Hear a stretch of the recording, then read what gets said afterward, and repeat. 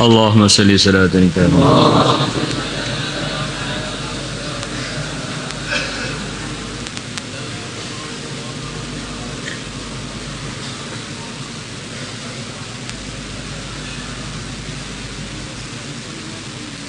Allahumma salli.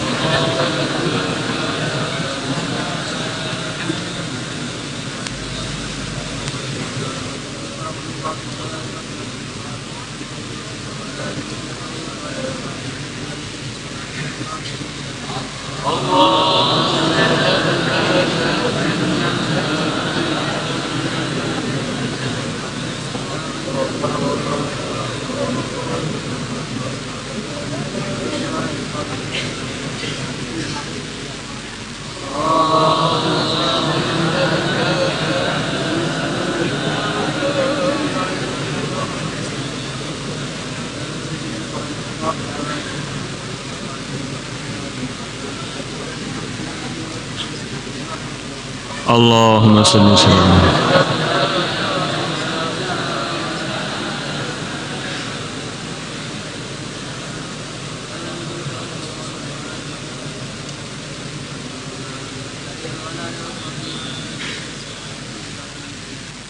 Allah.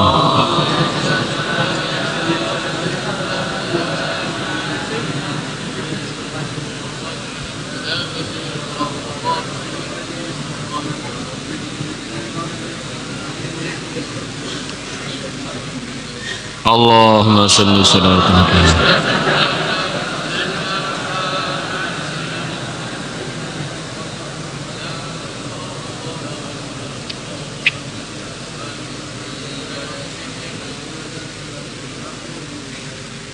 Allahumma salli salatan kamilatan.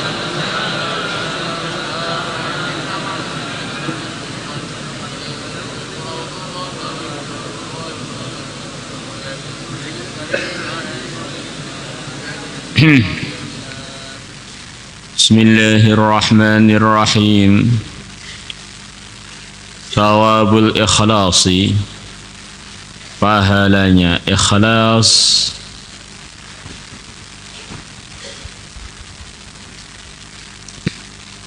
Anugerah Allah, balasan dari Allah untuk amalan yang bernama ikhlas. Ikhlas itu artinya apa toh? Artinya ikhlas adalah memurnikan keyakinan, memurnikan amalan, murni dikerjakan karena Allah, bukan karena yang lain. Mengerjakan sesuatu atau meninggalkan sesuatu semata-mata pertimbangannya adalah ridhonya Allah, bukan karena yang lain. Maka ikhlas itu tidak kebayang bisa terjadi kecuali untuk orang yang imannya benar. Kecuali untuk orang yang imannya benar. Di orang tuh yang imannya benar, otomatis dia akan ikhlas. Orang tuh kalau imannya nggak benar, bagaimana dia mau ikhlas? Orang tuh kalau imannya benar, akhirnya dia meyakini, kemudian memutuskan selain Allah itu tidak perlu dipertimbangkan. Selain Allah itu tidak ada. Selain Allah itu diatur, dimiliki, diputus oleh Allah. Maka dari keyakinan yang benar muncul ikhlas. Nyapa to gatekne makhluk, wong makhluk kuwi miliknya Allah. Asalkan Allah sudah ridho, makhluk setuju nggak setuju itu nggak penting. Jadi kalau Allah nggak ridho, seluruh makhluk setuju, nggak ada faedahnya. Dan ikhlas itu merupakan kewajiban kita dalam setiap amal atau meninggalkan amal. Orang itu kalau nggak ikhlas, langsung dosa dan amalnya tidak diterima.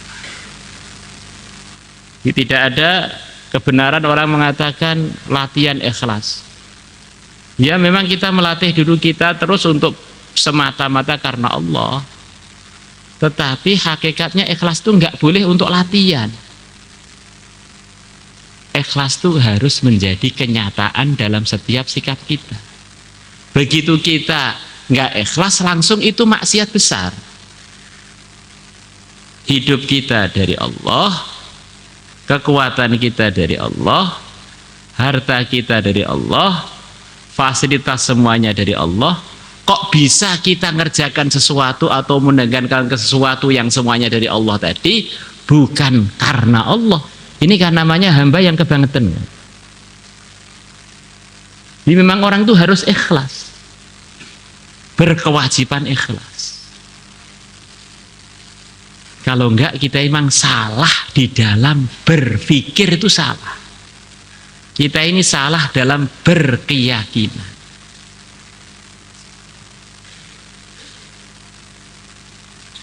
Sampai kata para ulama, ikhlas itu yang bisa hanya orang yang ngerti. Kalau orang nggak ngerti loh definisinya ikhlas itu apa, nggak tahu kok bagaimana dia masuk praktek ikhlas. Orang ikhlas itu orang awam nggak akan ngerti. Orang ikhlas itu sebagai orang yang memang tauhidnya benar, rukun imannya benar, syahadatnya benar mantep, baru ada gambaran dia bisa ikhlas. Kalau ngerti definisinya iman aja nggak tuntas, untuk praktek ikhlas itu mau praktekin apa? Sampai sebagian mengatakan mungkin di dunia ini yang bisa praktek ikhlas itu hanya orang alim saja. Selain orang alim itu orang awam tuh definisinya aja nggak paham. Maksudnya minimal alim urusan keimanan tadi, urusan kalau jamaah tabligh urusan sifat pertama minimal begitu. Karena alim itu kan bisa juz'i, urusan ini pintar, urusan mukul dia pintar, nendang lemah, yang bisa saja begitu tuh. Jadi bagian-bagian bisa saja.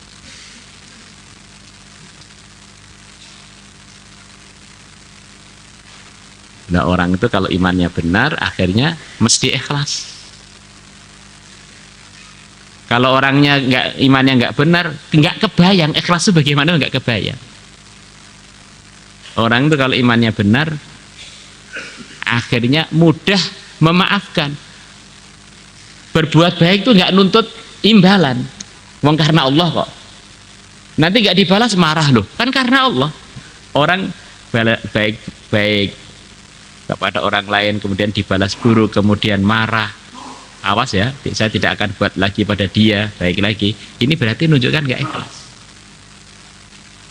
Maka Imam Ghazali rahimahullah beliau mengatakan kurang lebihnya di antara ujiannya Allah kepada orang yang beriman supaya benar-benar amalan dia, baik pun amalan untuk dikerjakan atau amalan untuk meninggalkan, kan dua-duanya itu amalan.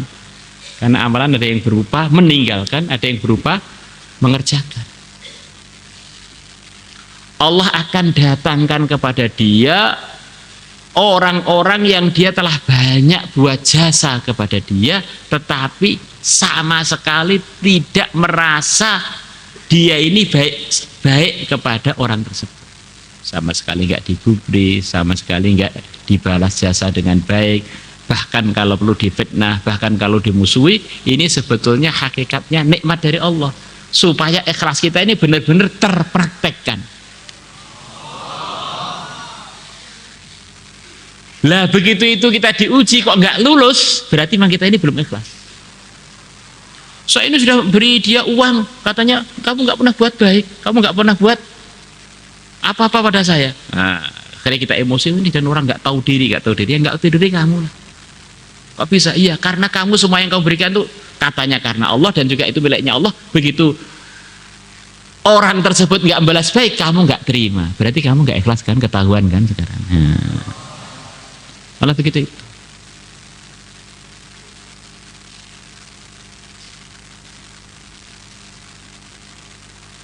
La ilaha illallah. Nah di antara orang yang paling nggak syukur kalau kita beri, kan rata-rata ini kan belum nikah ya, adalah istri. Istri itu kamu belikan sepeda ontel, pengen sepeda motor. Begitu kita belikan sepeda motor, kok sepeda motor terbaru, Matic NMAX.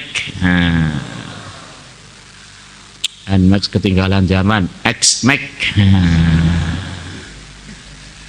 Wah, ketinggalan zaman yang ada atapnya.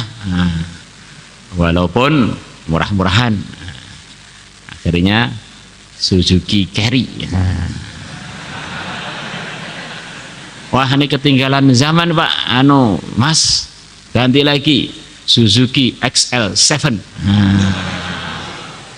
Ini sudah ketinggalan nih BMW X1. Sudah ketinggalan zaman nih BMW X5. Ketinggalan zaman nih BMW X7. Ketinggalan zaman apa itu, Jeep Wrangler Rubicon.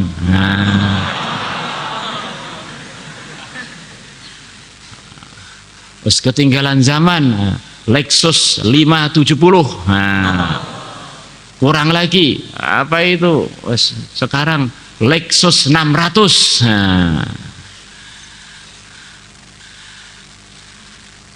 Kenapa? Supaya suami itu nafkahi istrinya semata-mata karena Allah. Kalau sudah semata-mata karena Allah, nanti keluarganya berkah, anak-anaknya soleh solehah, doanya makbul. Jadi justru nggak syukurnya istri itu bagi orang yang ikhlas ini tempat untuk nguji ikhlas. Istrinya tambah nggak bersyukur, dia tambah sayang. Masya Allah. Ini amalan saya jadi karena Allah semua ini, Masya Allah. Gara-gara istri saya, surga saya tambah banyak. Nanti di sana tak poligami kapok nanti. Biar di dunia biar dia nguji ikhlas saya terus, ikhlas terus ya sana nanti. La ilaha illallah. Di ikhlas karena Allah. Maka ada seorang ulama besar India, muridnya tunduk semua, ulama-ulama segan semua dengan beliau. Kemudian raja pun sungkan pada beliau. Tetapi beliau punya istri yang begitu nggak hormat pada beliau, sering nyaci beliau di muka umum. Maka santri-santri beliau susah, santri-santri senior sowan kepada beliau. Ini cerita ini maksudnya gimana toh? Para ulama dulu itu demi untuk menjaga ikhlasnya, apapun komentar orang tuh nggak penting. Yang penting saya dengan Allah mulus. Kadang-kadang kita ini komentar orang itu terpenting, walaupun dengan Allah jadi bulus, tidak jelas.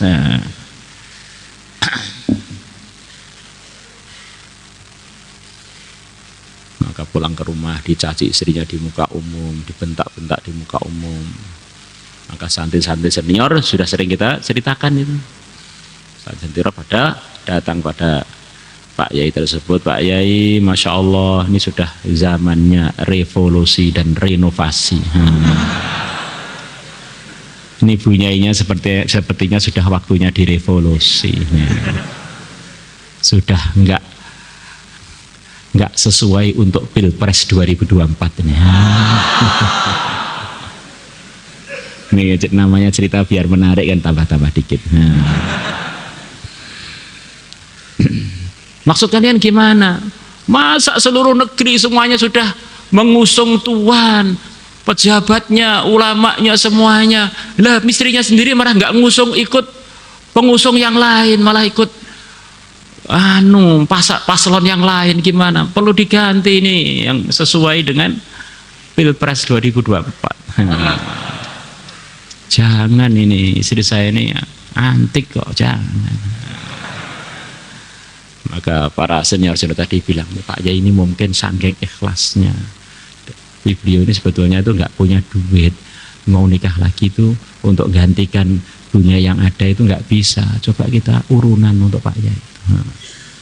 Artinya senior-senior urunan sampai kumpul uang berkarung-karung. Sowan lagi pada Pak Yai, alhamdulillah kami para santri risau dengan kondisi Pak Yai sekarang ini. Nanti kalau bunyainya diganti kan insya Allah kondisi lebih kondusif. Ini uang sumbangan dari kami supaya Pak Yai nanti sukses dalam Pilpres 2024.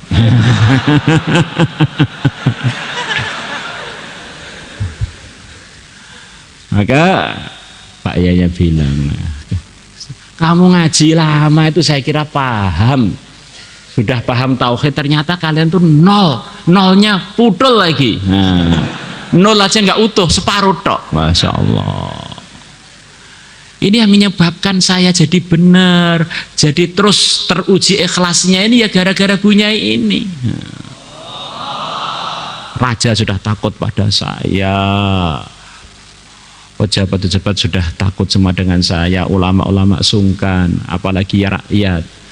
Begitu saya pulang, istri saya sama sekali nggak takut dengan saya, sama sekali nggak menghormati saya. Ini adalah hadiah dari Allah. Allah mengingatkan saya lewat istri saya bahwa semua kehebatan itu bukan karena saya, itu karena Allah. Kalau karena saya, orang yang paling tahu zahir batin saya sampai isi sarung saya, istri saya ini loh nggak menghormati. Berarti saya ini sama sekali nggak ada hebatnya. Itu orang itu ditutupi Allah mengenai kelemahan-kelemahan saya. Ini yang menyebabkan saya jadi baik ya istri ini. Di orang itu kalau ikhlas itu begitu itu. Yang sepertinya menurut orang lain itu bisa jadi buruk, dia lihat ini dari Allah, digerakkan oleh Allah, malah dia bisa ngambil pelajaran berharga dari perkara-perkara yang mengecewakan. Maka kalau ada kita ini buat jasa di kamar kita, merhatikan teman belajar, benar malah balasan yang nggak baik, wah ini berarti ujian saya ini ikhlas apa tidak. Perasaan ikhlas begitu tersinggung bagaimana? Kalau tersinggung langsung berubah. Oh memang kemarin itu bang mungkin ada udang di balik sarung, mungkin punya rencana mau jadi kakak ipar atau apa itu. Akhirnya pura-pura berkhidmat, ternyata ada udang di balik batu. Jadi hal-hal yang menyinggung kita itu akan membuka siapa sebenarnya kita. Wallahu a'lam. Qala Allah Ta'ala telah berfirman, illal ladzina tabu wa aslahu wa'tasamu billah wa akhlasu dinahum lillahi fa ulaika ma'al mu'minin wa sawfa yu'ti Allahul mu'minina ajran 'azima. Ini cerita sebelumnya mengenai orang-orang yang zahirnya iman tapi tidak iman, orang-orang munafikin. Innal munafiqina, sesungguhnya para munafikin, fid darkil asfali, di tingkat yang paling bawah, minan nar, dari neraka. Munafik ini nerakanya paling jelek, paling bawah, paling jelek, paling panas, paling menyusahkan. Walang tajida lahum nasira, dan sekali-kali kamu tidak akan menemukan orang yang bisa menolong para munafikin. Tidak akan bisa ditolong karena imannya rusak. Kalau orang itu imannya rusak, tidak bisa ditaubati selepas dia wafat dengan kondisi imannya rusak. Karena orang munafik itu sebetulnya nggak beriman, mulutnya aja ngomong syahadat, hatinya sama sekali tidak percaya kepada syahadat. Tetapi selama mereka belum mati, nyawanya belum melewati tenggorokan, maka pintu taubat itu terbuka. Pintu taubat itu terbuka terus. Illal ladzina tabu, munafikin tadi kalau sampai wafat dalam keadaan munafikin memang begitu itu. Tetapi illal ladzina, kecuali orang-orang dari kalangan yang asalnya imannya rusak tadi, munafikin, tabu, yang mereka bertaubat, wa aslahu, dan mereka memperbaiki diri, mau tobat dan memperbaiki diri, wa'tasamu billah, dan mereka berpegangan dengan Allah.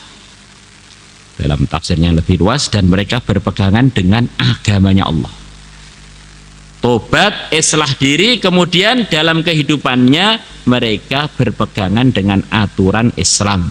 Ada orang katanya saya sudah tobat, saya sudah islah diri, tapi hidupnya tetap berantakan, jauh dari pegangan dengan agama. Itu namanya tobat yang belum terbukti. Wa akhlasu dinahum lillah, dan mereka memurnikan amal agama mereka semata-mata karena Allah. Kurang lebih arti yang termudah dipahami begitu. Mereka dalam amal agama tulus ikhlas karena Allah. Wa akhlasu lillahi dinahum. Di mereka dinar apa tuh? Aturan. Jadi mereka mengamalkan aturan agama itu semata-mata karena Allah. Faulaika, maka mereka itu munafikin yang sudah mengganti sifat nifaknya dengan bertaubat, islah diri, iktisam billah, ikhlas lillah. Ma'al mu'minin, mereka bersama orang-orang beriman sudah keluar dari predikat atau julukan kemunafikan. Kalau sudah jadi orang iman, wa sawfa yu'tillahul mu'minina ajran 'azima, dan Allah akan memberi orang-orang yang beriman pahala yang agung. Maulaya salli wa sallim daiman abada ala habibika khairil khalqi huwal habibul ladzi turja syafa'atuhu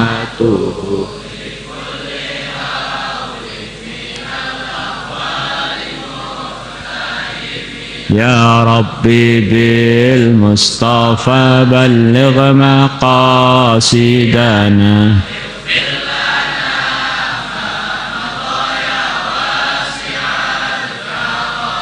ya arhamar rahimin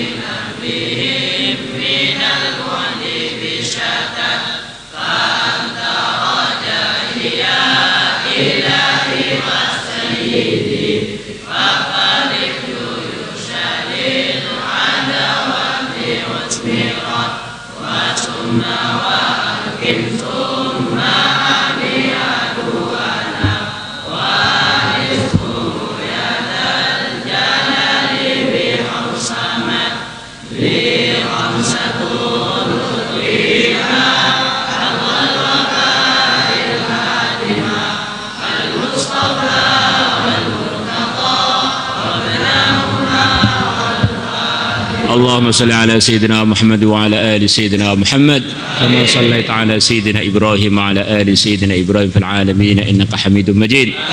اللهم اهدنا واهد بنا واجعلنا سابا لمن اهتدى. اللهم ردنا ورد المسلمين إلى دينك ردا جميلا. اللهم انصر إخواننا المسلمين في كل مكان. اللهم انصر إخواننا المظلومين في كل مكان. اللهم انصر إخواننا المظلومين والمحصورين والمضطهدين في فلسطين. اللهم انصرهم نصرا عزيزا وافتح لهم فتحا مبينا قريبا. اللهم انصرهم على أعدائهم اكفهم أعداءهم بما شئت كيف شئت إنك على ما تشاء قدير. انصرهم كما نصرت عبادك المنصورين. انصرهم كما نصرت أنبياءك ورسولك وسيد رسولك أجمعين إنك على ما تشاء قدير وبالإجابة جدير. جئنا شفعاء لهم جئنا إليك شفعاء لهم. اللهم فشفعنا فيهم. اللهم فشفعنا فيهم. اللهم فشفعنا فيهم.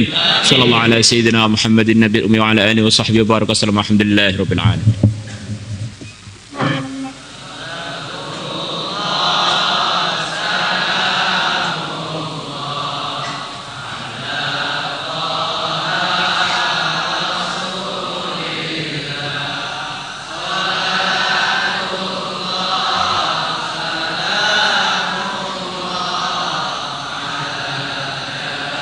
Ya